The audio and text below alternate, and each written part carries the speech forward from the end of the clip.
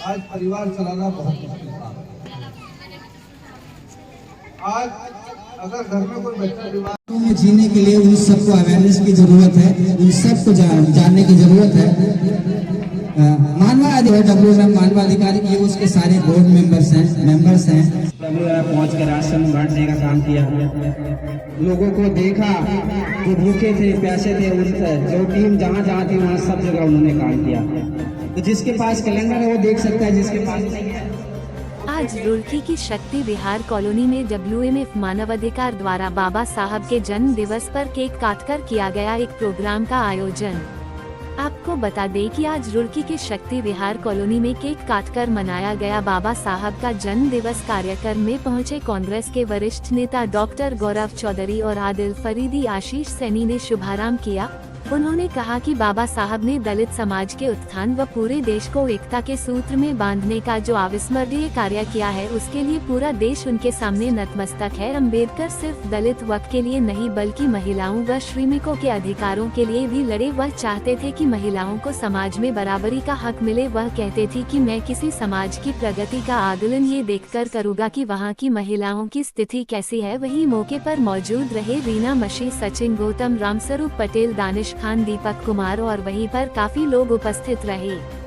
आइए देखते हैं पूरी खबर विस्तार। आपके माध्यम से ये बधाई देता हूँ अम्बेडकर जयंती पर, और अम्बेडकर जयंती की बहुत बहुत बधाई। और जो है हमने उनका आज केक का भी रीना मसीह जी ने किया है और पुष्पमाला चढ़ाकर उनका समर्पण किया है। और मैं सबसे पहले राष्ट्रीय मानवाधिकार MF तहे दिल से धन्यवाद करता हूँ। आज उन्होंने इतना अच्छा प्रोग्राम सजाया, रीना मसीह जी ने और सचिन गौतम जी ने, और जो है मसीह समाज ने भी बहुत अच्छा समर्थन दिया है। और आज कांग्रेस को मजबूत करने का हमारे बहन रीना मसीह जी ने और सचिन गौतम जी ने किया है। मैं इनका तहे दिल से धन्यवाद करता हूँ। आप देख सकते हैं कितना अच्छा प्रोग्राम कर रखा है, हमारी यहाँ बैठी हुई है, तो मैं इनका भी तहे दिल से धन्यवाद करता हूँ। इस तानाशाही सरकार को उखाड़ फेंकने का आज निर्णय लिया गया है यहाँ। अब जो है आने वाली सत्ता वो इंडिया गठबंधन की होगी और ये भाजपा जा रही है और कांग्रेस आ रही है। मैं सब युवाओं को ये संदेश देना चाहता हूँ, हमारे देश के प्रधानमंत्री जी ने युवाओं को पकौड़े तलने वाली बात कही थी। अब हम पकौड़े तलने वाले नहीं हैं और देश को आगे बढ़ाने का काम हमारे युवा शक्ति करेगी और इससे लोकतंत्र को बचाने का और जो है मुंहतोड़ जवाब देने का काम भी आने वाली 19 तारीख को हमारी उत्तराखंड की जनता करेगी। और भाई वीरेंद्र रावत को भारी मतों से, हरिद्वार से लोकसभा प्रत्याशी है जो हमारे, उन्हें भारी मतों से यहाँ विजय बना रही है जिला हरिद्वार की जनता। और मैं आपके माध्यम से यही अपील करता हूँ, आने वाली 19 तारीख को मतदान ज्यादा से ज्यादा करे, इसे गूंगी बहरी सरकार को उखाड़ फेंकने का काम करे। आप देख सकते हैं इन्होंने हर एक चीज पे, किसी को ईडी, किसी पर CBI, जो इन पे हथियार थे सारे यूज किए। अब हमारे तो इन्होंने खाते ही सीज कर दिए। अब ये कांग्रेस की लड़ाई नहीं है, ये पूरे जनता की लड़ाई है और पूरी जनता मिलकर इसे लड़ रही है और जो है सब इसमें सहयोग कर रहे हैं। हमारे पास तो एक भी हमारे लोकप्रिय राहुल गांधी जी नेता है, उन्होंने कहा कि हमारे पास तो एक भी पैसा नहीं कि हम अपने किसी विधायक को कहीं से भेज दे। तो ये सब जनता ही कर रही है, सब जनता का ये आशीर्वाद है, वरना इन्होंने तो खाते सीज कर दिए पहले। अरे किसी आदमी पे जुल्म किया जाए या किसी आदमी को दबाया जाए, आर्थिक व्यवस्था पहले उसकी कमजोर करी जाती है, वो काम इन्होंने हमारे साथ किया है। और देख सकते हैं आप, मुख्यमंत्री है जो सुबह के दिल्ली के केजरीवाल जी, उन्होंने इन्हें भीतर भेजने का काम किया है, जो अब तक कभी भी संविधान में, अब तक जब से देश आजाद हुआ अब तक ये काम नहीं हुआ है। सबसे पहले तो भ्रष्टाचारी अधिकारी भीतर जाएंगे, जितने भीतर हमारे सब अच्छे लोगों को CBI लगा के डरा रहे हैं और चंदा ले रहे हैं।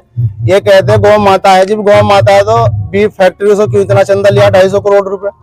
तो ये ऐसे कह रहे हैं जैसे कि माँ पूत को नहीं खाती है, जब डैन हो जाती है।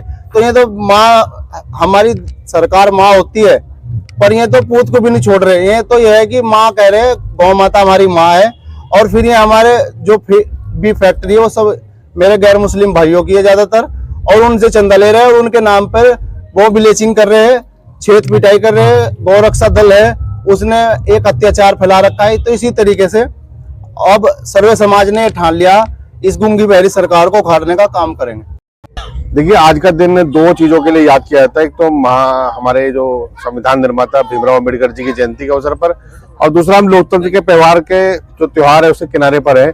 4 दिन बाद मतदान होना है, तो हम उसकी दोनों चीजों की यानी लोकतंत्र की स्थापना करने पर भी उनको धन्यवाद दे रहे हैं, और लोकतंत्र की रक्षा के लिए हम 19 तारीख को खड़े होंगे और इंडिया गठबंधन के प्रत्याशी के साथ खड़े होंगे। उसके लिए हम सब लोग यहाँ पर इकट्ठे हैं।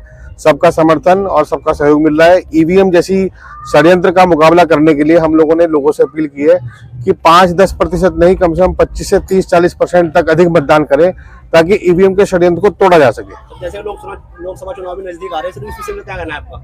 नहीं, यही है कि ये जो लोकतंत्र की रक्षा की लड़ाई है, अब लड़ाई दो लोगों में है कि जो लोकतंत्र में संविधान जैसे शब्द को हटाना चाहते हैं या फिर संविधान जैसे शब्द को मजबूत करके लोकतंत्र की रक्षा कर रहे हैं। तो इन दोनों में, संविधान रक्षकों में, संविधान के भक्षकों में चुनाव है।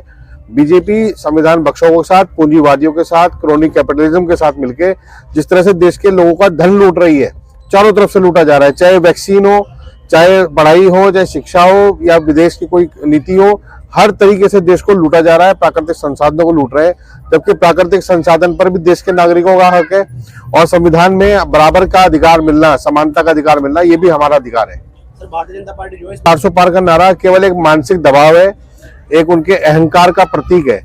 400 पार का नारा देते वक्त उन्होंने ये कहना भूल गए कि वो पेट्रोल, डीजल और खाने की जो चीजें हैं उनको इतना रुपए बढ़ाए जा रहे हैं। उन्होंने 400 पार का नारा दिया है कि अब की बार जो हमने आपको लूट किया अभी 50%, 100% तक है, उस लूट को 400% तक बढ़ाएंगे। ये 5 ट्रिलियन इकोनॉमी की बात कर रहे हैं, लेकिन 4 ट्रिलियन इकोनॉमी इनके घर में ही है। जीत के लिए तैयारी करता है, और ये तो जनता जनार्दन का निर्णय है, वो किसे चुनती है, और ये तो जनता का मत है। जो भी निर्णय आएगा उसे स्वीकार करना, चाहे वो भाजपा हो, चाहे कांग्रेस हो, चाहे बसपा हो, उसको सर माथे पे लेना चाहिए। जनता का ये देखिए, क्या होता है कि चुनाव में कई तरह के षड्यंत्र चलते हैं, और ये तो जो है ना, आपने पहले भी सुना होगा कि हम अपने बच्चों को शेख चिल्ली की कहानियां सुनाया करते थे। तो ये तो राजनीति है, राजतंत्र है, इस तरह की बातें और अफवाहें उड़ती रहती हैं।